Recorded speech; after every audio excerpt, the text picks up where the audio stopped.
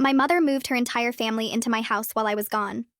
My mother moved her parents, her 3 brothers, and her 2 sisters into my house while I was on a 5-day business trip to Seattle. She had a key because she was my mother. Because I trusted her. Because when I bought my first home at 28, she cried and said she was so proud of me, and I gave her a spare key for emergencies. I should have known then. The way her eyes swept across the living room, the way she asked about property values, the way she said, 3 bedrooms for just 1 person seems wasteful, doesn't it? The presentation in Seattle went perfectly. My boss confirmed my promotion to regional manager. I caught an earlier flight home to celebrate, pulled into my driveway at 2 instead of 8, and found 4 cars I didn't recognize crammed onto my lawn. My grandmother was rearranging my bookshelf when I walked through the door. My grandfather had his feet on my coffee table. My uncles were spread across my couch, and my aunts were painting their nails on my antique side table, the one I'd inherited from my father's mother, the one my mother always hated. Mom came out of the kitchen carrying sandwiches like she was hosting a party. Her face went white when she saw me. "You're home early," she said. "Why is your entire family in my house?" Grandma stood up, smiling that smile I'd seen my whole life, the one that preceded every guilt trip. "We're family! Your mother said you wouldn't mind. Such a beautiful home. We've already made ourselves comfortable." "Where are they staying?" My youngest uncle laughed from the couch. "Here, obviously. Your mom said you had plenty of room. 3 bedrooms sitting empty while we were cramped in that tiny apartment." That's when the reality hit me. The apartment they'd been evicted from. The one my mother had been secretly paying for with money she borrowed from me. The loans she never paid back. The emergencies that were always someone else's rent. "Start explaining," I told her in the kitchen, where they'd already reorganized my cabinets. My grandmother's china, the set from Dad's side, was stacked carelessly next to regular plates. Someone had ruined my cast iron pan. "They needed somewhere to go," Mom said, and her voice had that practiced innocence I'd heard my whole life. "You have all this space you never use. Family helps family. You don't move 7 people into someone's home without asking." Grandma walked in without knocking. "I assume your grandfather and I will take the master bedroom since we're the eldest. You can share the guest room with your mother." I actually laughed. "You think you're taking my bedroom? In my house that I pay for? Respect your elders." Grandma's voice went cold. "We're family. This is what family does." And there it was. The word that had controlled my entire life. Family. The reason I'd paid for my uncle's DUI lawyer. The reason I'd co-signed my aunt's car loan that destroyed my credit when she defaulted. The reason I'd given my mother $30,000 over 5 years that I'd never see again. "You have 1 hour to leave," I said. "All of you. If you're not gone, I'm calling the police." Mom grabbed my arm, her nails digging in the way they had when I was a child, and embarrassed her in public. "You can't kick out your own family." "Where will we go?" "Not my problem." "After everything I sacrificed for you?" Her voice cracked perfectly. "I raised you alone after your father left. I gave up everything. And this is how you repay me?" The guilt hit me like it always did. The old programming. The voice in my head that said I was selfish, ungrateful, that I owed her everything. But then I looked around my invaded home. My grandmother wearing my bathrobe. My uncle's cigarette burning a hole in my couch. My mother's family taking everything I'd built. "You didn't sacrifice anything," I said quietly. "Dad left because of you. He tried to get custody and you told the court he was abusive. He sent child support and you spent it on yourself. He died thinking I hated him because you intercepted every letter he ever sent me." The room went silent. "I found the box," I continued. "After you helped me move in. 23 letters. Birthday cards with checks you cashed. A letter he wrote before he died, begging me to understand." Mom's face shifted, the mask slipping. "That's when I changed my locks." "But you'd already made a copy, hadn't you?" Grandpa walked in holding a piece of paper. "Young lady, you're being unreasonable. We're family. You can't throw us out." He held up the paper. It was a deed transfer. My signature, forged, dated 3 months ago.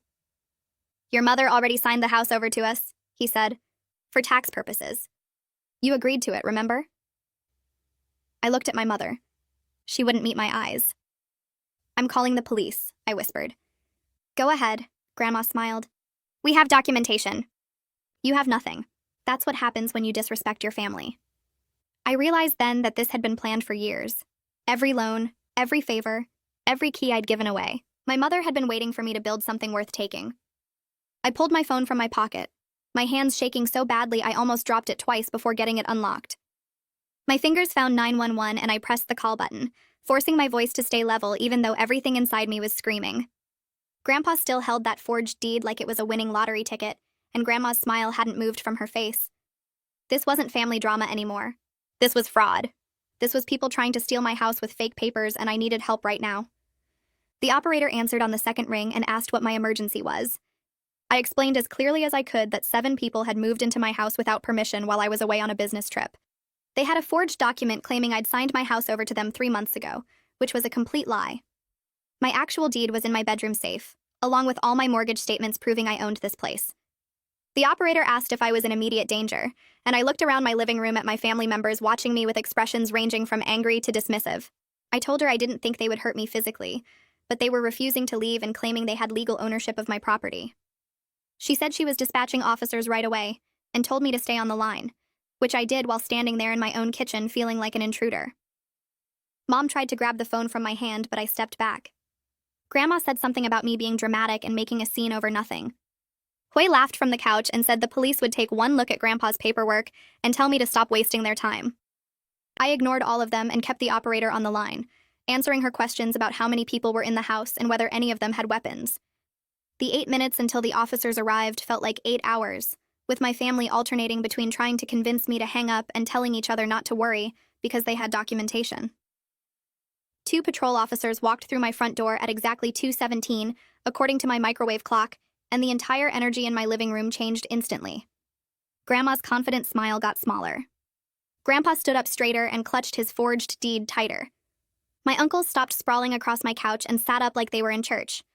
The officers were calm and professional, asking me to explain the situation, and I showed them my driver's license with this address, then went to my bedroom and brought back my actual deed from the safe along with 6 months of mortgage statements and my most recent property tax bill. Everything had my name on it. Everything proved this was my house. The older officer took Grandpa's forged deed and examined it carefully under my living room lamp. He pointed something out to his partner, and they both looked at the document for a long moment before the younger officer radioed for a detective. The older officer started taking statements, beginning with me and writing down everything I said about coming home early from Seattle to find my family moved in. Then he moved to my family members, and I watched them get increasingly nervous as they gave conflicting stories about whether Mom had told them I'd agreed to this, or whether they'd just assumed I wouldn't mind. Grandma kept insisting the deed was legitimate and I'd signed it myself, but her voice had lost its earlier certainty. The officers separated everyone into different rooms to get individual statements, and I could hear Bianca crying in the guest bedroom while she talked to the younger officer. Detective Enrique Gupta arrived about 40 minutes after the patrol officers, carrying a leather folder and wearing a tired expression that suggested he'd seen situations like this before. He was maybe in his 50s with gray hair and calm eyes that took in my invaded living room without any visible reaction. He introduced himself, shook my hand, and asked to see both deeds. I gave him my real one, and Grandpa handed over the forged version with less confidence than he'd shown me earlier. Detective Gupta photographed both documents from multiple angles, then spent several minutes examining the forged deed with a magnifying glass he pulled from his folder. He asked Grandpa where he'd gotten the document, and Grandpa said Mom had brought it to him last month, saying I'd signed it for tax purposes but forgotten to mention it to them. Detective Gupta's expression didn't change, but he wrote that down and asked Mom if that was accurate. Mom launched into her crying routine, the one where her voice gets all shaky and her eyes fill with tears, but nothing actually falls down her cheeks. She told Detective Gupta this was all a terrible misunderstanding, and I was overreacting to a simple family disagreement about living arrangements. She said she'd never meant for things to get so blown out of proportion, and couldn't we all just sit down and talk about this like adults? Detective Gupta let her finish, then cut through her performance by pointing out that forging legal documents was a felony under state law, regardless of family relationships. He asked her directly if she had created the fake deed. Mom's face went pale, and she said she wanted to talk to a lawyer before answering any more questions. Detective Gupta nodded like he'd expected that response and made another note. The detective told my family they had 30 minutes to gather their belongings and leave my property. He explained that they were now officially trespassing since I'd formally asked them to go, and they had no legal right to be here. Grandma started protesting loudly about having nowhere to go, and how could I throw my own grandparents onto the street? Detective Gupta's voice stayed calm but firm as he explained that having nowhere else to stay was not a legal justification for occupying someone else's home through fraudulent documents. He said if they weren't gone in 30 minutes, he would arrest everyone for trespassing and they could figure out their housing situation from jail. That finally shut Grandma up. While my family packed their stuff, I called a 24-hour locksmith service I found online and scheduled an emergency rekey for tonight. The woman on the phone said they could have someone here within 2 hours, and I said that was perfect. Detective Gupta overheard and nodded his approval, then suggested I also consider installing a security system with cameras given my family's demonstrated willingness to invade my space. He handed me a business card for a company his sister used after her ex-husband kept breaking in. I took the card and added calling them to my mental list of things to do as soon as my family was gone. My uncles moved slowly and deliberately, making snide comments just loud enough for me to hear about how I was destroying the family over nothing. Dong said I'd regret this betrayal for the rest of my life. Nam said I was proving I'd never really been part of this family anyway. Hui said something about blood being thicker than water, and how I'd learned that lesson the hard way. Detective Gupta was standing near enough to overhear, and he turned to face them directly. He said any threats or harassment would result in additional charges being filed, and if they contacted me in any way after leaving this property, he would personally ensure they spent time in jail. The three of them shut up immediately and went back to packing without another word. Mom tried one last manipulation attempt in the kitchen while I was getting a glass of water. She grabbed my arm the way she used to when I was a kid, and she wanted to make sure I was listening. She whispered that I was making a terrible mistake that would haunt me forever, that family was supposed to forgive each other, that I'd be all alone if I went through with this. I pulled my arm away and looked at her directly. I told her she made her choices when she forged my signature and tried to steal my house, and now she got to live with the consequences of those choices, just like I'd lived with the consequences of trusting her. Her face shifted from pleading to cold in an instant, and I saw the real person under the mask she'd worn my whole life. She walked away without another word and finished packing her bags.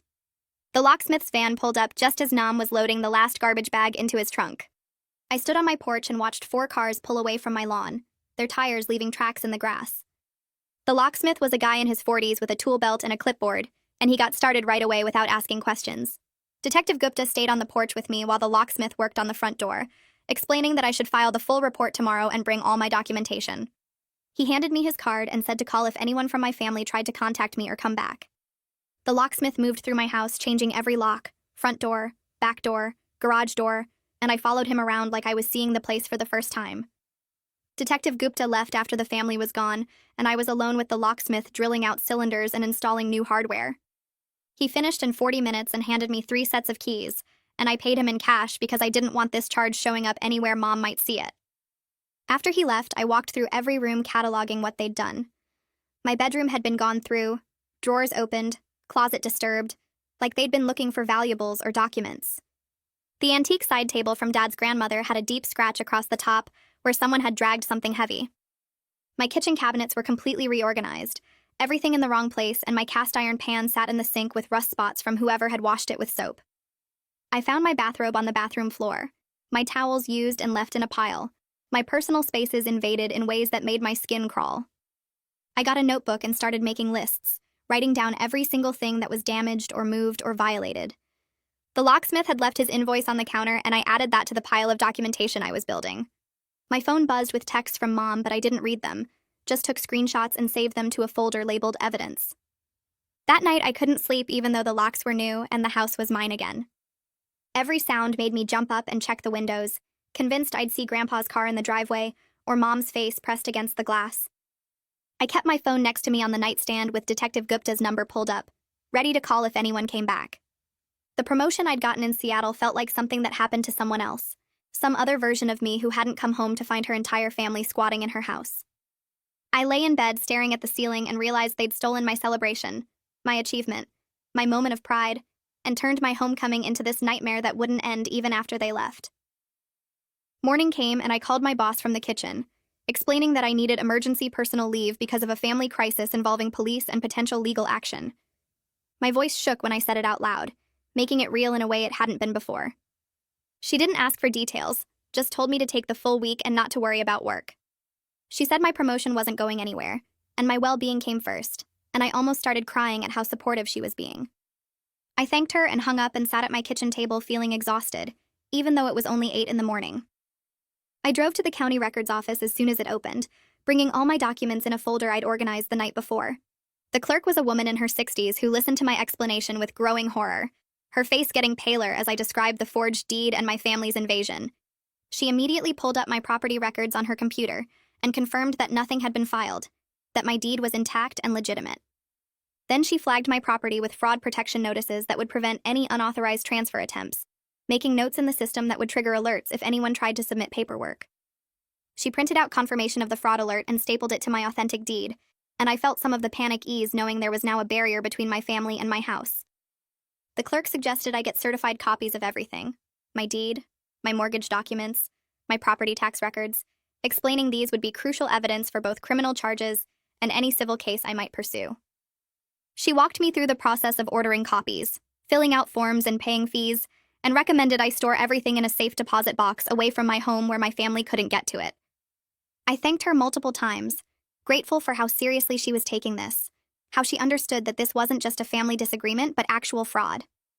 I left the records office with a stack of certified documents and drove straight to my bank to rent a safe deposit box, storing copies of everything where Mom could never find them. Detective Gupta called that afternoon while I was sitting on my couch staring at nothing.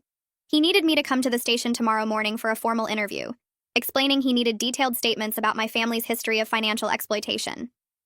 I agreed immediately and wrote down the time, then spent the rest of the day mentally preparing to recount years of manipulation and stolen money.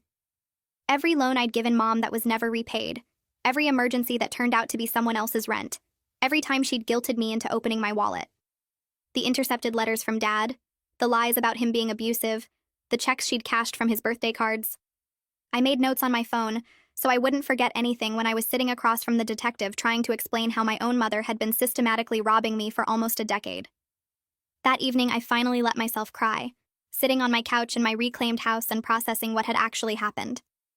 Mom hadn't just tried to take my house. She'd tried to erase my independence and reduce me back to the controlled child who never questioned her authority. The forged deed wasn't spontaneous. It was planned, calculated, the culmination of years of testing my boundaries and learning how much she could take. I cried until my face hurt, and my eyes were swollen, grieving the mother I'd thought I had, and accepting the reality of the one who'd raised me. I spent hours going through my financial records, pulling up bank statements and loan documents and text messages about emergencies. Every time I'd transferred money to Mom's account, every check I'd written, every time I'd covered rent or utilities or legal fees for her family. The total kept climbing as I found things I'd initially forgotten, amounts I'd written off as helping family, and by the time I finished it exceeded $40,000. $40,000 over 9 years.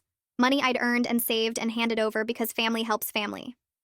I realized I'd been funding their dysfunction since I was 19, since my first real job, and Mom had been cultivating me as a resource since I was barely an adult. The next morning, I drove to the police station and gave Detective Gupta a comprehensive statement covering everything. The $30,000 in documented loans, the additional $10,000 in cash and checks and transfers, the 23 letters from Dad that Mom had intercepted and hidden, her pattern of manipulation starting when I was a child, the guilt trips and emotional blackmail and lies about my father, the timeline of the invasion, how she'd used her emergency key while I was in Seattle, how she'd planned this for months or maybe years. Detective Gupta took detailed notes and asked follow-up questions, and when I finished, he explained that this established motive and pattern of behavior that would strengthen the forgery case significantly. He said the prosecutor would want to interview me too, that my testimony about the financial exploitation would demonstrate this wasn't a misunderstanding, but a calculated crime. Detective Gupta walked me to a different office down the hall, where a woman with kind eyes and graying hair stood from behind her desk. She extended her hand and introduced herself as Shanti Gupta, a victim advocate who worked with the police department on family exploitation cases. Her handshake was firm and warm, and something about her calm presence made the tight knot in my chest loosen slightly. She gestured to a comfortable chair and sat across from me, not behind the desk like Detective Gupta had, and that small choice made me feel less like I was interrogated and more like I was helped. She explained that family-based financial abuse was far more common than most people realized, that predators often targeted their own relatives because the guilt and obligation made perfect cover for theft and manipulation. I listened as she described patterns I recognized immediately: the loan requests that became expectations, the emergencies that were never really emergencies, the way boundaries got eroded slowly until there weren't any left. She offered resources for therapy and legal support, sliding a folder across the small table between us with printed information about counselors who specialized in family trauma. I took the folder with shaking hands and thanked her, my voice cracking slightly because someone finally understood that this wasn't just a family disagreement, this was abuse dressed up in obligation and guilt. Shanti leaned forward and told me something that hit harder than anything Detective Gupta had said. She explained that my guilt response to setting boundaries wasn't evidence that I was wrong or selfish. It was the result of years of conditioning designed specifically to keep me compliant. Mom had trained me from childhood to feel responsible for her happiness and her family's well-being, to believe that saying no made me a bad daughter, that protecting my own interests meant I was cruel and ungrateful. The guilt wasn't my conscience speaking, it was my abuser's voice replaying in my head, and learning to recognize the difference would take time and work. She recommended a therapist named Dr. Sarah Kim, who specialized in manipulation recovery and family trauma, someone who could help me untangle the programming and build healthy boundaries without the crushing guilt that came with them. I pulled out my phone right there in her office and called Dr. Kim's practice, scheduling an appointment for the following Tuesday, because waiting felt impossible now that I knew help existed. Shanti smiled when I hung up and told me that taking that step, making that call, was harder than most people realized, and I should be proud of myself for doing it. Back in Detective Gupta's office, he explained that the investigation would take several weeks as they worked to verify the forgery through forensic analysis and interview my family members separately. They needed to build a solid criminal case that would hold up in court, which meant documenting everything carefully and giving my family enough rope to either cooperate or dig themselves deeper. He leaned back in his chair and asked me a question I hadn't fully considered yet.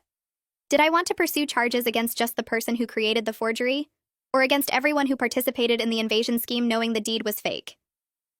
His pen was poised over his notepad, waiting for my answer, and I realized this decision would determine whether I was protecting myself or declaring war on my entire family. The weight of that choice pressed down on me as I sat there trying to think clearly through the exhaustion and anger. I left the police station without giving him a final answer, telling him I needed time to think about the scope of charges. The drive home felt longer than usual as my mind spun through scenarios and consequences. If I only went after the forger, probably Mom, then everyone else could claim they were innocent victims of her manipulation. But if I pursued charges against everyone who knowingly participated, I'd be sending aunts and uncles and maybe even grandparents to jail for fraud and conspiracy. The guilt tried to creep back in, whispering that family didn't do this to each other, that I was being vindictive and cruel. I spent hours that evening sitting on my couch, staring at my phone, trying to decide if wanting accountability made me as bad as them. Finally, I called Shanti's office number and left a message asking if she had time to talk through this decision, because I couldn't trust my own judgment anymore. Shanti called back within an hour, even though it was past normal business hours, and listened as I explained my dilemma. Her response was gentle but firm. She reminded me that I didn't create this situation. My family did through their choices and their willingness to participate in fraud. Protecting myself wasn't the same as attacking them, and holding people accountable for criminal behavior wasn't revenge. It was justice. She asked me a question that shifted my entire perspective. If a stranger had forged my signature and invaded my home with 6 accomplices, would I hesitate to pursue charges against all of them? The answer was obviously no, and she pointed out that being related to criminals didn't make their crimes less serious. It actually made them worse because they exploited the trust that came with family bonds. I thanked her and hung up feeling clearer about what I needed to do, even though the guilt still gnawed at the edges of my resolve. The next morning, I called Detective Gupta and told him my decision. I wanted to pursue charges against whoever created the forged deed and anyone who knowingly participated in the fraud, but I requested leniency for family members who might have genuinely been manipulated into thinking the arrangement was legitimate. He was quiet for a moment, then told me that approach demonstrated more compassion than my family had shown me, and he respected the balance I was trying to strike. He said the investigation would proceed with that framework in mind, interviewing everyone separately to determine who knew what and when. I felt simultaneously relieved and terrified, knowing I'd just set in motion a process that would probably destroy what was left of my family relationships, but also knowing I couldn't let them get away with trying to steal my house. Mom started calling that same afternoon, and by the end of 3 days she'd left 14 voicemails that I saved, but didn't listen to immediately. When I finally forced myself to play them back, they cycled through every manipulation tactic she'd ever used. The first few were tearful apologies claiming she'd made a terrible mistake and just wanted to help her struggling family. The middle ones turned angry, accusing me of being cruel and heartless and destroying everyone's lives over a misunderstanding. The final ones contained barely veiled threats about family consequences and how I'd regret choosing outsiders over blood. I saved every single message as potential evidence and didn't respond to any of them, following Shanti's advice about maintaining no contact during the investigation. Each time my phone rang with Mom's number, I felt my stomach clench, but I also felt my resolve getting stronger because her messages proved exactly what Shanti had explained about manipulation and guilt tactics. Grandma apparently got my work email somehow, probably from Mom's records, and sent a long message that appeared in my inbox 4 days after the police removed them from my house. She wrote about family loyalty and respecting elders and how I was destroying everyone's lives over what she called a simple misunderstanding about property arrangements. The email was perfectly crafted to hit every guilt button I had, reminding me of family dinners and childhood memories and all the times they'd supposedly been there for me. I read it once, felt the familiar guilt trying to take hold, then forwarded the entire thing to Detective Gupta and blocked her email address. Something had shifted in me during those conversations with Shanti and the detective. Each manipulation attempt, instead of making me question myself, actually strengthened my determination to see this through, because it proved they hadn't changed at all and weren't planning to. The security company arrived on schedule 2 days later, and I watched as they installed cameras at every entrance and a comprehensive alarm system with sensors on all the windows and doors. The technician showed me how to use the app on my phone to monitor everything remotely, how to set different alarm modes, how to get instant notifications if any sensor was triggered. I tested every single sensor obsessively that first night, opening and closing windows and doors to make sure the alerts worked, checking the camera feeds to verify the angles covered my entire property. The system gave me back some sense of safety in my own home, knowing I'd have warning if anyone tried to approach my house without permission. I still jumped at random noises and checked the locks multiple times before bed, but I slept slightly better that night than I had since finding my family in my living room. 1 week after the invasion, Detective Gupta called with an update that made my hands shake. Forensic analysis had confirmed beyond any doubt that the deed was forged, and they'd identified Mom as the likely creator based on handwriting analysis and some digital forensics I didn't fully understand. He was bringing her in for formal questioning the next day and wanted to know if I would testify if charges were filed. The question hung in the air between us, and I realized this was the moment where I either backed down or fully committed to holding her accountable. My voice came out steadier than I expected when I told him yes, I would testify, whatever the case needed. I hung up feeling surprised by my own certainty. 2 weeks ago, I would have crumbled under the pressure and guilt, would have found a way to excuse her behavior or minimize the damage. But Shanti's counseling had helped me understand that protecting myself wasn't betrayal, that my family's attempts at guilt manipulation were actually proof of their continued abuse, rather than evidence of my cruelty. The more they tried to twist my boundaries into attacks, the more certain I became that cutting them off completely was the only way to build a life free from their exploitation. I looked around my quiet house, my safe space that I'd worked so hard to afford, and felt something close to peace, knowing I was finally fighting back against people who'd been stealing from me for almost a decade. Gracie Wallace called 2 days later while I was organizing paperwork at my kitchen table, and I grabbed the phone on the second ring. She introduced herself as the forensic document examiner Detective Gupta had hired and asked if I had time to discuss her findings about the forged deed. I told her yes and pulled out my notebook to take notes while she walked me through her analysis. She explained that my actual signature had consistent pressure patterns and specific letter formations that the forged version completely missed. The person who created the fake deed had tried to copy my signature from something, but didn't understand the underlying mechanics of how I actually write. The notary seal was another major problem because it belonged to a notary who'd retired 8 years ago and moved to Florida, which meant someone had either stolen an old stamp or created a fake one. The paper stock was wrong too, since official county documents used a specific watermarked paper that the forged deed didn't have. She told me her report documented all these inconsistencies with photographs and technical analysis that would be extremely difficult for any defense attorney to challenge. I thanked her and hung up feeling something close to vindication, knowing the evidence was this strong. Shanti had recommended Roger Wallace, a real estate attorney who specialized in property disputes and family fraud cases, so I scheduled an appointment for the following week. His office was in a converted house downtown with comfortable furniture and walls covered in legal certificates. Roger was probably 60 with gray hair and reading glasses that he kept pushing up his nose while reviewing the documentation I'd brought. I'd spent hours organizing everything into labeled folders, including bank statements showing the loans, text messages where Mom asked for money, emails about emergencies, and my own timeline of financial exploitation going back almost 10 years. He went through each folder carefully, occasionally making notes or asking clarifying questions about specific transactions. After about an hour, he leaned back in his chair and told me I had extremely strong grounds for a civil lawsuit seeking return of the loans plus damages for the invasion, emotional distress, and property damage. The criminal case would help establish the facts, but I could pursue financial recovery separately, regardless of how the criminal charges played out. He explained that documenting everything this thoroughly was exactly what judges wanted to see in family fraud cases, because it proved the exploitation wasn't just a misunderstanding, but a calculated pattern. Roger warned me that actually collecting money from family members who'd just been evicted and clearly had no assets would be extremely difficult even with a judgment. He said I could potentially garnish wages if anyone got employment or put liens on any property they acquired in the future, but realistically, I shouldn't expect to see much of the money anytime soon. I told him I understood the practical limitations, but wanted the legal judgment anyway, because I needed formal acknowledgement of what they'd done. A court ruling would create a permanent record that couldn't be rewritten or minimized by family stories. It would also protect me against future claims if they ever tried to argue I'd given them the money as gifts, or owed them something. Roger nodded and said plenty of his clients pursued cases for those exact reasons, knowing that justice and validation mattered even when financial recovery was unlikely. We discussed his fees and I signed the initial paperwork to retain him, feeling like I was building a wall of legal protection around myself brick by brick. My first therapy appointment arrived on a Thursday afternoon at an office in a medical building near the hospital. The therapist's waiting room had soft lighting and nature photographs that were probably supposed to be calming, but just made me more nervous.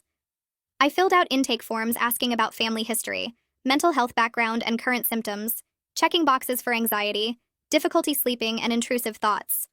The therapist called me back after 15 minutes and introduced herself with a warm handshake before gesturing to a comfortable chair across from her desk. She asked me to start wherever felt natural, so I began with finding my family in my house and the forged deed, then backtracked to explain the years of loans and manipulation that led up to that moment. Talking through the full history out loud to a stranger made me realize how deeply the dysfunction ran and how much I'd normalized over the years. The therapist listened without interrupting, occasionally taking notes but mostly maintaining steady eye contact that made me feel heard rather than judged. When I mentioned Mom intercepting Dad's letters, she stopped me and asked me to sit with that for a moment because what I was describing wasn't just cruel, but actually criminal interference with parental rights and mail fraud. I'd never thought of it in those terms before, always framing it as Mom being protective or controlling, rather than recognizing it as serious crimes that destroyed my relationship with my father. The session ran over time as I worked through these realizations, and I left feeling emotionally wrung out, but somehow lighter. Detective Gupta called 3 weeks after the invasion on a Tuesday morning while I was at work. He told me Mom had been arrested an hour ago and was currently being processed at the county jail on charges of forgery, fraud, and attempted theft by deception. The arrest had happened at her parents' house where she'd apparently been staying since the eviction from my property. He explained that the forensic evidence combined with Grandpa's statement had given the prosecutor enough to file formal charges, and Mom would be arraigned tomorrow morning. I thanked him for letting me know directly rather than leaving me to hear about it through family channels, though I mentioned I hadn't heard from any family members since they'd left my house. He said that wasn't surprising since people often cut contact when criminal investigations got serious, hoping silence would somehow make the consequences disappear. After hanging up, I sat at my desk processing the information and feeling a complicated mix of relief and sadness. Part of me had still hoped Mom would somehow make this right, would acknowledge what she'd done and try to repair the damage. The arrest made it clear that wasn't going to happen. My phone rang from a blocked number the next day while I was making dinner, and I answered without thinking because I was expecting a call from the security company about a sensor issue. A man's voice started screaming before I could even say hello, and I recognized my Uncle Dong's voice telling me I'd destroyed Mom's life, and the whole family would make sure I paid for this betrayal. He called me ungrateful and selfish and said I'd turned my back on everyone who'd ever helped me. I fumbled for my phone's voice memo app and managed to start recording about 15 seconds into his rant. He kept going for almost 3 minutes, his voice getting louder and more threatening, saying the family would never forgive me and I'd regret choosing the police over my own blood. When he finally stopped to breathe, I hung up without saying anything. My hands were shaking, but I immediately forwarded the audio file to Detective Gupta, with a text explaining what had just happened. He called back within 10 minutes and told me to document any other contact attempts and that he'd be adding harassment charges based on this recording. Detective Gupta worked fast because 2 days later he called to tell me he'd secured a restraining order protecting me from all 7 family members who'd participated in the invasion. The judge had granted it immediately after hearing the threatening call and reviewing the pattern of manipulation and fraud. The order prohibited any contact, including phone calls, emails, text messages, social media messages, or physical approaches. If anyone violated it, they'd face immediate arrest and additional criminal charges. Gupta explained that copies were being served to each family member today, and I should call 911 immediately if anyone tried to contact me. I felt safer knowing legal boundaries now backed up my personal ones, that I didn't have to rely on just my own ability to say no when they inevitably tried more manipulation. The restraining order made it official that their behavior had crossed legal lines, and that the court system recognized them as threats to my safety. Mom made bail the next morning, probably with money from her parents, and I spent the whole day bracing for some kind of escalation. I kept checking my security cameras and jumping at every notification on my phone. But nothing happened. No calls, no visits, no messages through third parties. The complete silence was somehow more unsettling than the previous harassment because I couldn't see what they were planning or preparing. I mentioned this to Shanti during our next check-in, and she explained that silence was often a manipulation tactic too, designed to make me anxious and wondering and maybe even guilty enough to reach out first. She reminded me that I didn't owe them communication or explanation, and that the restraining order meant I was legally protected from having to deal with their attempts at contact. Still, I found myself checking the cameras obsessively and sleeping poorly, my brain convinced that the silence meant they were plotting something worse. My therapy sessions over the next few weeks focused on processing the grief of losing my family, even though they were toxic. The therapist helped me understand that mourning the family I wished I had was different from wanting back the family I actually had, and both feelings could exist at the same time without contradicting each other. I could grieve the mother-daughter relationship I'd always hoped for, while still maintaining boundaries against the mother I actually got. I could miss having grandparents and aunts and uncles in my life, while recognizing that the specific people who filled those roles had only ever hurt me.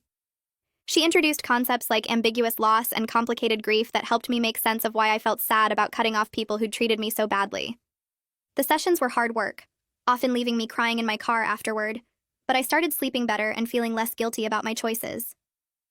Roger filed the civil lawsuit 6 weeks after the invasion, and I had to sign off on a complaint that ran almost 30 pages documenting every loan, every manipulation, every invasion of my space and privacy. Seeing everything laid out in legal language with section numbers and exhibits made the exploitation feel more real and less like normal family dynamics. The complaint sought return of $40,000 in loans plus damages for emotional distress, property damage, invasion of privacy, and legal fees. Roger explained that we were asking for a significant amount because we wanted room to negotiate if it went to settlement, though he still cautioned that actually collecting would be difficult. I told him I understood but wanted them to see in black and white exactly what they'd taken from me over the years and what the court system thought about their behavior. I walked back into my office building on Monday morning, and the familiar lobby felt strange after everything that had happened.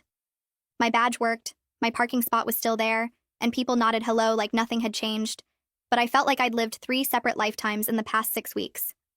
My boss called me into her office before I even reached my desk, and I braced myself for bad news, some corporate excuse about how they needed to let me go due to my personal situation.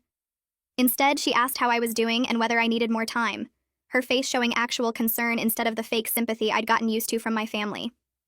She made it clear my job was completely secure, and that everyone understood I'd been dealing with a serious crisis, which made my throat tight because I wasn't used to people supporting me without expecting something in return. The promotion announcement went out that afternoon in a company-wide email, officially naming me regional manager with a substantial raise and expanded responsibilities. Colleagues stopped by my desk all day to congratulate me, shaking my hand and saying they knew I'd earned it, and I accepted their praise while thinking about how none of them had any idea what I'd been surviving behind these professional smiles. I didn't tell anyone about the invasion or the forgery or the restraining orders, because work was the one place where I was still just myself, still competent and respected and valued for what I could do, rather than what I could provide. The structure and routine of work became my anchor over the following weeks, giving me 8 hours each day where I focused on quarterly reports and team meetings instead of lawyers and prosecutors. I built this career through my own effort and skill, working late nights and taking on extra projects and proving myself in ways that had nothing to do with family connections or borrowed money. My family had tried to take my house and my savings and my peace of mind, but they couldn't touch my competence or my professional reputation or the future I was still building despite their attempts to destroy me. Every successful presentation and solved problem reminded me that I was capable and strong and deserving of the life I'd created, even when Mom's voice in my head tried to tell me I was selfish and ungrateful. The promotion meant more responsibility and longer hours, but I welcomed the distraction and threw myself into learning my new role with an intensity that my team probably found excessive. Detective Gupta called me 3 weeks after Mom's arrest with news that made my stomach drop. Grandpa had agreed to testify against Mom in exchange for reduced charges, admitting under questioning that she'd created the forged deed and convinced him it was a legitimate tax document. He claimed he'd believed her story about protecting family assets, and had no idea the signature was forged until detectives showed him the analysis, which might have been true, or might have been a convenient lie to save himself. Either way, the betrayal didn't surprise me anymore, because I'd learned over the past months that my family would sacrifice anyone to avoid consequences, throwing each other under buses with the same ease they'd used me for money. Gupta explained that Grandpa's testimony would strengthen the criminal case significantly, since he could describe Mom's planning and manipulation in detail, making it harder for her attorney to claim the forgery was some kind of accident or misunderstanding. I thanked him for the update and hung up feeling numb rather than victorious, because watching my family turn on each other just proved they'd never actually cared about loyalty or unity, only about avoiding punishment. Roger called 2 days later to tell me that Mom's attorney had reached out about a potential plea deal. The proposal was straightforward. Mom would plead guilty to reduce charges if I agreed to drop the civil suit, essentially trading criminal accountability for financial consequences. Roger explained this was a common tactic when defendants knew they'd lose at trial, but wanted to avoid paying damages, accepting probation or minimal jail time while protecting whatever assets they might have. He walked me through the pros and cons in his calm attorney voice, noting that a plea deal would save me the stress of testifying at trial, and guarantee at least some criminal conviction, even if it meant giving up my chance to recover the $40,000 she'd taken over the years. I listened to his analysis while staring at my computer screen at work, pretending to review a spreadsheet while actually processing the idea of letting Mom escape financial responsibility. I told Roger I refused the deal without hesitation, my voice steady and certain in a way that surprised both of us. I wanted both criminal accountability and civil judgment, because I was tired of making things easier for people who'd never made anything easier for me. Tired of being the one who compromised and sacrificed and gave up what I was owed. Roger warned me this decision meant potentially going to trial, which would be emotionally difficult and require me to testify about years of exploitation and manipulation in front of strangers and probably my family. He explained that trials were unpredictable and that even strong cases could have unexpected outcomes, so I needed to be prepared for the possibility that we might lose or that the jury might award less than we were seeking. I understood all of that, and I still refused the deal because I needed Mom to face real consequences for once in her life, needed a court to officially acknowledge what she'd done instead of letting her slide by with another manipulation and another escape. The prosecutor handling Mom's criminal case scheduled a meeting with me the following week to begin trial preparation. She was a serious woman in her 40s who'd apparently handled dozens of fraud cases and knew exactly how defense attorneys would try to attack my credibility and paint me as the villain. We sat in a conference room at the courthouse while she explained what testimony would involve, how I'd need to describe the invasion and the forged deed, and the years of financial exploitation in clear, factual terms without getting emotional or defensive. She warned me that Mom's attorney would try to make me seem cold and ungrateful, would bring up every time I'd helped my family and suggest I was now turning on them out of spite rather than genuine harm. I felt my hands shaking as she described the cross-examination process, but I told her I was ready, especially after she reviewed my documentation and evidence and said this was one of the strongest cases she'd handled in terms of proof. 3 months after the invasion, the civil case finally moved forward with depositions where my family members had to answer questions under oath. Roger attended each deposition and reported back to me afterward, describing how their stories contradicted each other constantly, as everyone tried to minimize their own involvement while blaming Mom. Grandma claimed she'd thought the deed was legitimate and had no idea about the forgery, while my uncles said they'd only moved in because Mom told them I'd agreed to help family. My aunts gave variations on the same theme, painting themselves as innocent victims of Mom's manipulation, rather than willing participants in the invasion. Roger said the contradictions would help demonstrate the conspiracy at trial because it showed they'd all known something was wrong, but had chosen to go along anyway, prioritizing their own needs over my rights or property. Bianca broke down during her deposition according to Roger, crying and admitting she'd known something was wrong, but had gone along because she desperately needed a place to stay after her eviction. Her honesty was refreshing compared to the others' carefully constructed lies, and Roger said her testimony would actually help our case by demonstrating that everyone involved had at least suspected the deed was questionable. He explained that her admission of knowledge would make it harder for the others to claim complete innocence, since if Bianca had doubts, then they probably all did. I felt a strange mix of sympathy and anger toward her, understanding her desperation while still resenting that she'd chosen to violate my home rather than find another solution. My therapy sessions shifted during this period to processing my father's death and the relationship Mom had stolen from us both. This hurt even more than the recent invasion, because it represented decades of loss rather than one terrible incident, years of birthday cards and letters and attempts at connection that I'd never received. I started writing letters to Dad that I'd never send, filling pages with apologies and explanations and the life updates he'd missed, telling him about my house and my promotion, and how I'd finally learned the truth about Mom's lies. My therapist encouraged this practice as a way to grieve the relationship we should have had while acknowledging the reality that he was gone, and I'd never get those years back.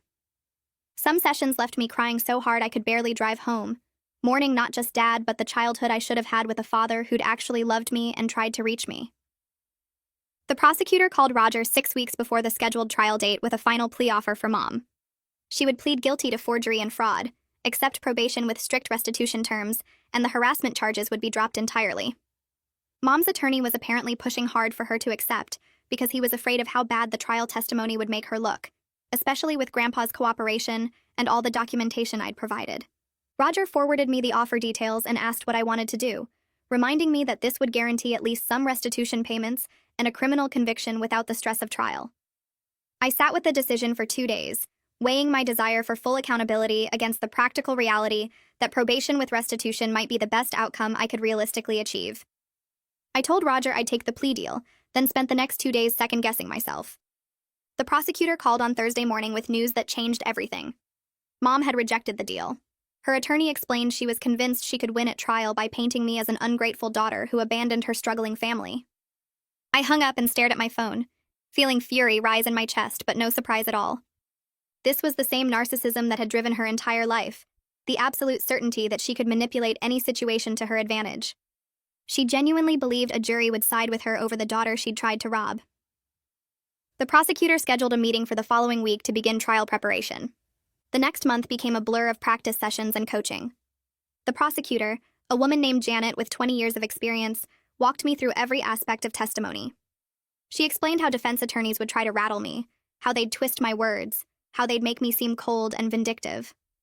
We practiced my responses over and over until I could tell my story clearly and simply without getting emotional. Janet taught me to focus on facts rather than feelings, to answer only what was asked, to pause before responding. She showed me videos of other witnesses who'd handled cross-examination well, pointing out how they stayed calm even when attorneys got aggressive. We practiced with her colleague playing Mom's defense attorney, throwing every nasty question and accusation they could think of. By the end of the month, I could describe finding my family in my house and seeing that forged deed without my voice shaking. The criminal trial began 4 months after the invasion, on a cold Tuesday morning in November. I sat in the hallway outside the courtroom for 3 hours before they called me to testify, my stomach twisting itself into knots. When I finally took the stand, Mom sat at the defense table looking small and sad, wearing a conservative blue dress I'd never seen before. Her attorney was a thin man in his 50s who smiled at me like we were old friends. The prosecutor asked me to describe what happened when I came home early from Seattle. I told the jury about finding 4 cars on my lawn, my grandmother rearranging my bookshelf, my family spread throughout my house like they owned it. I described Grandpa presenting the forged deed with my signature on it, claiming I'd agreed to sign my house over for tax purposes. Mom's attorney objected twice during my testimony, but the judge overruled him both times. Then came cross-examination. The defense attorney asked if I loved my mother, if I appreciated her sacrifices, if I'd ever considered that maybe she deserved help from the daughter she'd raised alone. He asked why I'd given her a key if I didn't trust her, why I'd loaned her money if I expected it back, why I couldn't share my 3-bedroom house with family who needed shelter. The prosecutor's objections protected me from the worst attacks, and I stuck to the script we'd practiced, answering each question calmly with facts instead of emotions. Gracie Wallace took the stand the next day, and her testimony destroyed any remaining credibility Mom's defense had. She explained her credentials as a forensic document examiner, then methodically walked the jury through every element of the forged deed. The signature didn't match my actual signature patterns in multiple specific ways. The notary seal was fake, using a design that hadn't been in use for 5 years. The paper stock was wrong for official county documents. The formatting didn't match authentic deed transfers from that time period. She showed comparison charts and enlargements, pointing out each discrepancy with scientific precision. The jury leaned forward in their seats, paying close attention as she explained how professional forgers made mistakes that experts could catch. Mom's attorney tried to suggest the differences could be explained by normal signature variation, but Gracie shut him down with technical details about pressure points and stroke patterns. By the time she finished, there was no question the deed was fake. Grandpa testified on the 3rd day, and watching him was painful in ways I hadn't expected. He sat in the witness box looking older than I remembered, his hands shaking slightly as he answered the prosecutor's questions. He claimed Mom had manipulated him into believing the deed was real and necessary for tax purposes. She'd told him I'd already agreed to sign the house over but needed it done officially for legal reasons. He said he'd trusted his daughter and never thought to question whether the document was legitimate. Whether he was lying to save himself or telling the truth about being manipulated, I couldn't tell. It didn't matter legally because Mom had clearly created the forgery, and Grandpa's testimony about her convincing him it was real just made her look worse. Mom's attorney tried to suggest Grandpa was confused or misremembering, but he stuck to his story. My grandfather had thrown my mother under the bus to avoid prison time, and I felt nothing watching it happen. The jury got the case on Friday afternoon after closing arguments. I went home and tried to distract myself with work emails, but I couldn't focus on anything. Roger called at 4:30 to say the jury had reached a verdict after only 3 hours of discussion. We rushed back to the courthouse and I sat in the gallery while the jury filed in. The foreperson stood when the judge asked if they'd reached a verdict. Guilty on all charges: forgery, fraud, and attempted theft by deception. Mom's face went white as the verdicts were read, her mouth opening slightly like she couldn't believe what she was hearing. I felt relief wash over me, followed immediately by grief that surprised me with its intensity.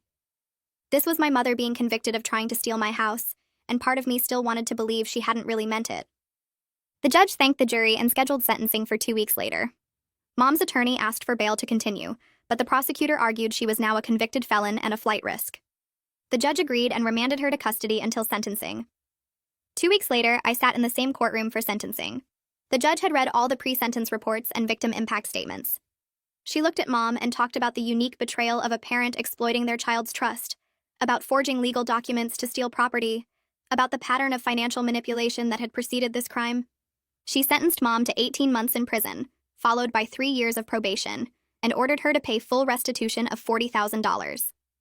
The judge's comments about betraying her daughter's trust and exploiting family bonds for personal gain validated everything I'd been feeling for months. Mom cried as they led her away, but I noticed she didn't look at me once during the entire hearing. Roger called me the next morning with news about the civil case. Mom's parents wanted to settle immediately to avoid their own trial, now that the criminal conviction made the forgery undeniable. They were offering $30,000 from the sale of some property they owned in another state. It was less than I was owed, but Roger explained it was likely all I'd realistically collect, even if I won a larger judgment. Mom had no assets and would be in prison. My uncles and aunts had nothing worth taking, and my grandparents' property sale was probably the only real money I'd ever see. I accepted the settlement as partial justice, knowing full accountability was impossible when dealing with people who had nothing to take. The final manipulation attempt came 3 months into Mom's sentence, delivered through a letter from Hui. He wrote that Mom was suicidal in prison, that she couldn't survive the full sentence, that she needed her daughter's forgiveness to find the will to live. He begged me to visit her, to write to her, to give her some hope that our relationship could be repaired. I read the letter twice, then showed it to Shanti during our next session. She helped me see it for what it was, a last attempt to use guilt to force me back into their control. Mom wasn't suicidal. She was angry that her manipulation hadn't worked, and desperate to find new leverage. I didn't respond to the letter and didn't visit the prison. The boundaries I'd finally established had given me peace, and I wasn't going to destroy that for another round of manipulation. 6 months after the invasion, I refinanced my mortgage to remove every trace of Mom from my financial paperwork. The bank had listed her as an emergency contact on the original loan documents, and seeing her name there made my skin crawl. I updated all my legal documents at the same time, changing beneficiaries and power of attorney designations, removing her from my life insurance and retirement accounts. The loan officer who processed the refinance was efficient and professional, never asking why I needed to remove my mother from everything. The process took 3 weeks and cost me closing fees, but it felt like cleansing my house of the last traces of her presence and control. When the new mortgage documents arrived with only my name on them, I filed them carefully in my safe deposit box and felt something release in my chest. I met someone at a coffee shop 3 months after the trial ended.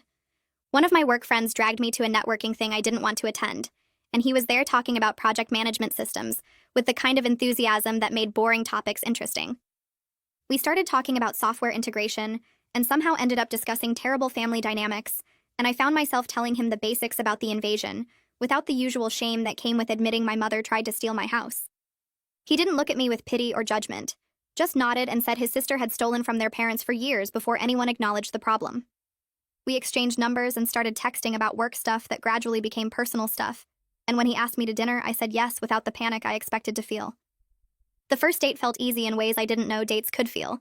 No games or manipulation or hidden agendas, just 2 people eating pasta and talking about their lives. My therapist smiled when I told her about him during our next session, explaining that my ability to trust him showed I was learning to distinguish between people who earned trust through consistent behavior and people who demanded it through family obligation. She pointed out that I'd been testing his trustworthiness unconsciously through small things, watching how he responded when I set boundaries or said no to plans, and he'd passed every test by respecting my choices without making me feel guilty. That distinction felt huge, the difference between someone who proved themselves trustworthy and someone who insisted I owe them trust just because we share DNA. The first restitution payment arrived 6 weeks after sentencing, deposited automatically into my account on the 15th of the month. I checked my banking app 3 times to make sure the amount was real: $500 from Mom's prison wages and my grandparents' property sale settlement. The money felt different from the loans I'd given over the years, not a gift I'd never see again, but actual accountability in digital form. I transferred it immediately to my retirement account, watching my balance increase and thinking about the secure future my family had tried to steal.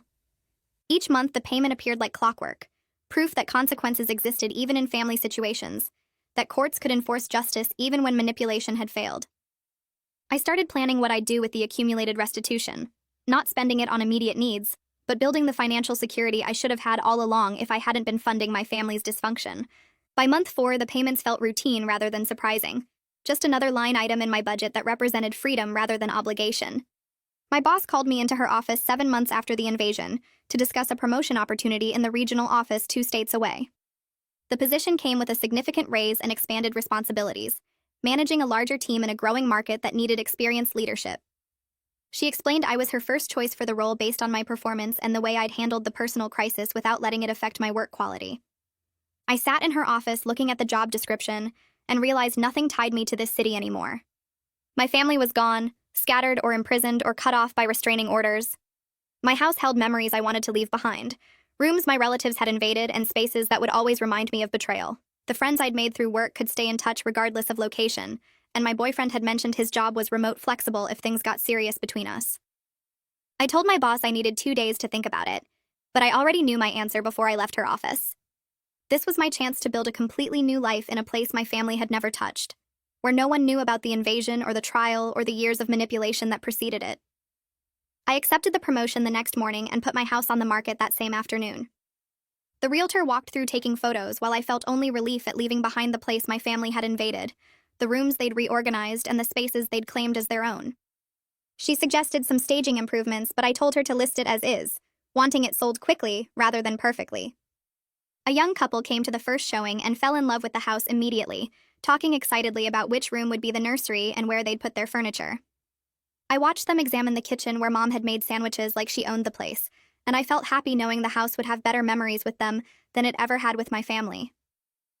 They made an offer the next day, slightly below asking price but close enough that I accepted without negotiating. The closing was scheduled for 6 weeks out, giving me time to pack and prepare for the move while my new job waited for my start date. The house sold for significantly more than I'd paid 3 years earlier, the market having appreciated faster than I'd expected in my neighborhood. After paying off the remaining mortgage and covering closing costs, I walked away with almost $90,000 in profit that became the down payment on a beautiful condo in my new city. I flew out twice to look at properties, rejecting the first few because they felt too similar to my old house, or had layouts that reminded me of the invasion. The condo I finally chose was nothing like my previous home, modern and open with floor-to-ceiling windows and a completely different floor plan that held no triggering memories. I picked out every detail myself during the buying process, from the paint colors to the light fixtures to the window treatments, creating a space that was entirely mine without anyone's input or criticism. The mortgage payment was lower than my old house despite the condo being nicer, and I set up the extra money to go straight into savings alongside the restitution payments. Moving day felt like shedding an old skin, watching the movers load my furniture while I left behind the violated space my family had tried to claim. My new job started 3 weeks after I moved, and the challenge of learning new systems and meeting new colleagues kept me too busy to dwell on the past. The team I managed was smart and motivated, genuinely excited about the projects we were developing rather than just collecting paychecks. My boss in the new office was supportive without being intrusive, checking in on my transition while respecting my boundaries about my personal life. I made friends with several colleagues quickly, people who invited me to happy hours and weekend activities without any manipulation or exploitation attached to the invitations. 2 months into the job, I hosted my first dinner party in the new condo, cooking for 6 people who arrived on time with wine and genuine interest in getting to know me better. We ate and talked and laughed without any drama or hidden agendas, and I realized this was what healthy relationships felt like. People who respected boundaries and celebrated successes without trying to take anything from me. One of my colleagues mentioned how nice it was that I seemed so grounded and confident, and I almost laughed thinking about the invasion and trial that had forced me to develop those qualities through pure survival. The notification arrived exactly 1 year after the invasion, a form letter from the State Corrections Department informing me that Mom had been released on probation, after serving her full sentence with no early release for good behavior. I read it twice while eating breakfast in my sunny condo kitchen, and the news barely affected me because I'd built a life she had no access to or knowledge of. She didn't know my new address, or my new job, or my new city, didn't know about my boyfriend or my friends, or the promotion that had given me this fresh start. The restraining order remained in effect regardless of her release, and I'd already updated all my contact information with the court to ensure any violation attempts would be caught immediately. I filed the notification in my records folder and finished my coffee, thinking briefly about the woman who'd tried to steal my house and feeling nothing but distance. Whatever she did with her probation and her future was no longer my concern, and the indifference I felt proved how completely I'd moved on from the family that had controlled my entire life. My boyfriend invited me to meet his family 4 months into our relationship, a casual Sunday dinner at his parents' house that made me more nervous than any work presentation. I'd told him the basics about my family situation by then, enough that he understood my hesitation about family dynamics, and promised his parents were normal in ways that wouldn't trigger me. We drove to their house in the suburbs, and I practiced breathing exercises in the passenger seat, preparing for judgment or interrogation, or the subtle manipulation I'd learned to expect from family gatherings. His mother answered the door with a genuine smile and hugged me like she meant it, saying she was glad to finally meet me without any hidden agenda in her voice. His father shook my hand and offered me a drink, and his sister asked about my job with real interest rather than jealousy or competition. We ate dinner around their table and the conversation flowed naturally. No guilt trips or demands or passive-aggressive comments about my choices. They asked about my move and my new city without prying into why I'd relocated, and when I mentioned I didn't talk to my family anymore, his mother just nodded and said some families were toxic, and it took strength to walk away. I almost cried at the casual acceptance, the lack of pressure to reconcile or forgive or maintain contact with people who'd hurt me. This was what normal families looked like, I realized. People who respected boundaries and supported each other without exploitation or manipulation. My therapy appointment the following week focused on my progress over the past year, and Shanti suggested we discuss moving to occasional check-ins rather than weekly sessions. I'd processed the major trauma from the invasion and the trial, developed healthy coping skills for managing guilt and boundary setting, and built a new life that reflected my values rather than my family's demands. She walked me through the work I'd done, from that first session where I could barely talk about the invasion, without crying, to now where I could discuss my family with calm detachment. I felt proud of the healing I'd accomplished, the way I'd learned to distinguish between healthy and toxic relationships, the boundaries I'd established that protected my peace without apology. We scheduled monthly check-ins for the next 6 months with the understanding that I could always return to weekly sessions if needed, but both of us felt confident I had the tools to maintain my progress independently. Walking out of her office that day felt different from previous appointments, less like seeking help and more like touching base with someone who'd guided me through the hardest year of my life. My boyfriend proposed 2 years after we started dating, on a quiet Saturday morning in our shared condo after we'd moved in together 6 months earlier. He didn't make a big production of it, just asked while we were drinking coffee on the couch if I wanted to build a life together officially. I said yes without the panic or doubt I might have felt before the invasion taught me who deserved my trust and commitment. Planning our wedding involved none of the drama I'd always associated with family events. No fights over guest lists or seating arrangements or whose opinion mattered most.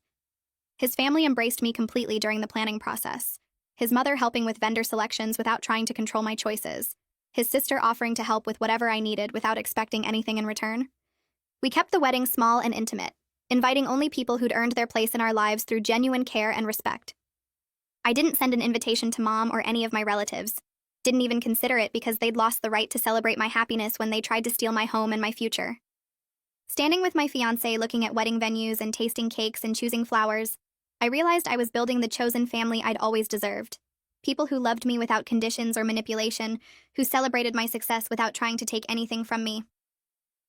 The wedding day arrived 6 months after the engagement, and I stood in the small room at the venue checking my reflection in the mirror one last time. My dress was simple and elegant, nothing like the elaborate gowns Mom always said I should wear when I got married someday. The thought of her crossed my mind for just a second, along with Dad, and I felt that familiar ache for what could have been if things had been different. But then I heard laughter from the main room where my friends were gathering, my boyfriend's family talking and joking, and I realized I didn't need the family I was born into when I had this one instead. These people loved me without asking for anything back, without keeping score of favors or loans, without making me feel guilty for having boundaries. Walking down the aisle toward my soon-to-be husband, I saw faces that represented genuine care and respect, people who celebrated my success instead of trying to take from it. The ceremony was short and personal, vows we wrote ourselves about building a life based on trust and honesty, And when we kissed as husband and wife, I felt completely free from the guilt that had controlled me for so long. The reception was exactly what we wanted, small and intimate with dancing and good food and toasts that made everyone laugh. My new mother-in-law hugged me and whispered that she was so happy to have me in their family, and I believed her because she'd never once tried to manipulate or use me. Standing with my husband in our condo later that night, surrounded by friends who stayed to help us celebrate, I looked around at the life I'd built after the invasion and realized something important. That terrible day when I came home to find my family in my house, when Mom tried to steal everything I'd worked for, that was actually the moment that set me free. The invasion forced me to see the truth about who they were and what they'd been doing to me for years, and breaking away from them let me become the person I was always supposed to be.